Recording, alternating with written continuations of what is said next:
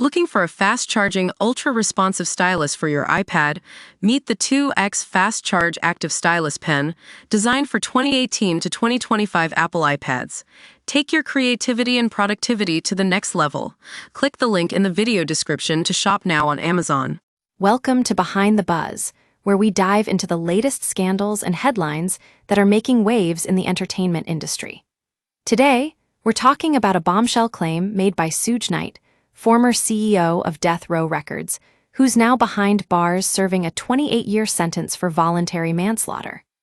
Suge is calling out none other than Sean Diddy Combs, saying that Diddy could try to sway jurors in his federal sex trafficking case.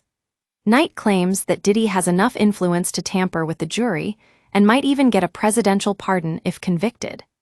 Behind the Buzz wants to break down this shocking claim and explore what's really going on in this high-profile case. So, let's start with Suge's claim. He says that Diddy's got enough influence to convince one or two jurors to vote not guilty, which is all it takes to get a favorable outcome. Behind the Buzz has learned that Suge has a history of making bold claims, but this one takes the cake.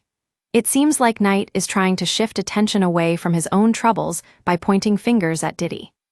But what's really going on here? We dug deeper into Suge's background and found out that he was recently mentioned during testimony in Diddy's ongoing legal saga. Cassie Ventura, a former friend of Diddy's, testified about a tense moment when she learned that Suge was at Mel's Diner, one of Diddy's Los Angeles homes.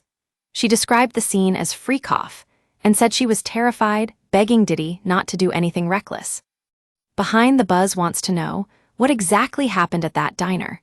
Was Suge really there, or is this just another example of Knight's erratic behavior behind bars? We'll continue to investigate and bring you updates as more information comes in. Now, let's talk about the bigger picture. If Suge is right, and Diddy does try to tamper with the jury, it raises serious questions about the fairness of our justice system. Behind the Buzz wants to know, what happens when celebrities use their influence to get ahead? Do they deserve special treatment, or should they be held to the same standards as everyone else? We'll also explore the possibility of a presidential pardon for Diddy, which Knight claims is a real possibility if he's convicted. But Behind the Buzz is asking, does Trump have the authority to grant pardons in high-profile cases like this? And what about the public's right to know? Should we be keeping tabs on celebrities' interactions with the justice system? Behind the Buzz will keep you updated as more information becomes available.